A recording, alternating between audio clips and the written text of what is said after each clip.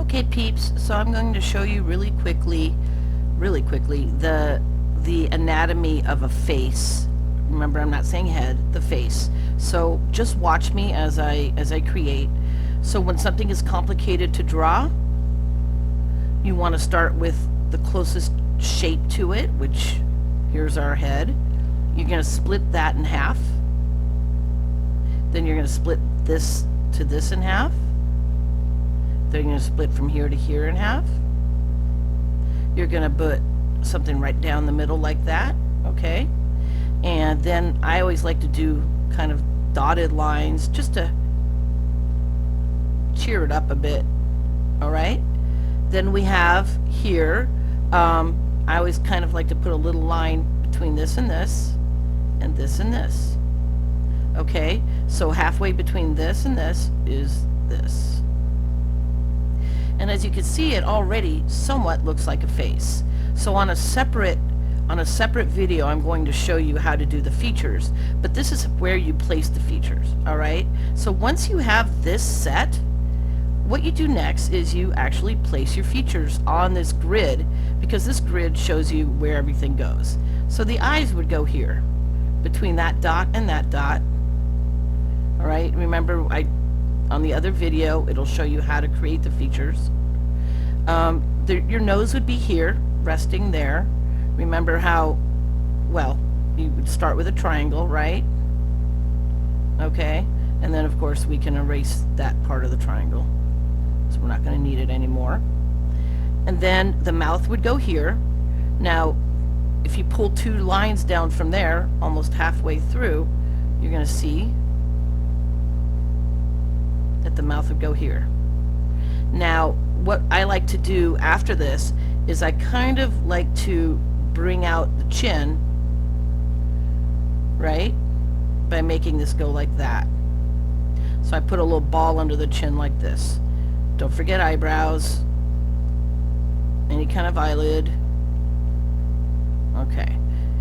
Sometimes I put a line here and here to kind of show where everything is, all right? I'm also going to erase this part of the chin a little bit here. Now, the ears, they go between the eye and the nose line, and remember, we're seeing the front of the ear. We're seeing it at an angle. That's a huge one. Hold on, let's make that smaller. Okay, so you'll find that the ears go here. Now, your neck actually starts right next to your ears, but you know, unless you're a tight end, you might not want a neck like that.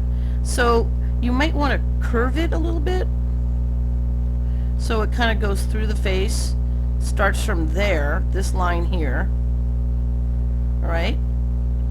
And then you have the neck. Let me erase that, because there's a lot of lines there that are getting confusing.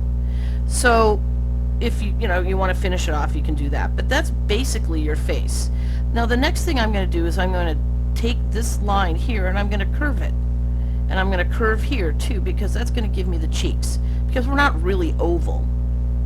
All right? And then I'm going to bring this jawline around here like that. Okay? So there's your face. Now this here is not the top of your head. This is actually your hairline. So what I'm going to do is I'm going to copy a hairline, however that looks. We'll be learning how to do that. And then when I draw hair, I don't draw it as each strand of hair, you know, because there's millions. So at this point, I'm going to draw the outline of the hair. When you draw the outline of something, it's called the contour, okay? A contour is the outside shape of anything. So when I'm doing hair, I do the outside shape first, almost like there's like a dead animal hanging out on your head, kind of towards however it looks, all right? Then I separate the hair into different shapes. So for instance, this hair here might be tucked behind the ear. So that's one shape. Oh, it changed direction here. So I'm going to put something there. Change direction here. Maybe the hair is flowing down here, but right here, there's another shape. So what I'm looking for is, once I find the contour of the hair, the next thing is I find the contours of the shapes inside the hair. All right? And this way, you get an idea of what the hair looks like without having to fill in every single hairline. So this is basically, oh, let's give this person eyelashes. The eyelashes shouldn't be SpongeBobian, okay? Here's SpongeBob. They should go to the side because we're looking face forward, okay? And so this is important for you to remember. The mouth has, you know, stuff going on, but now I can play around and kind of make things look the way I want them to.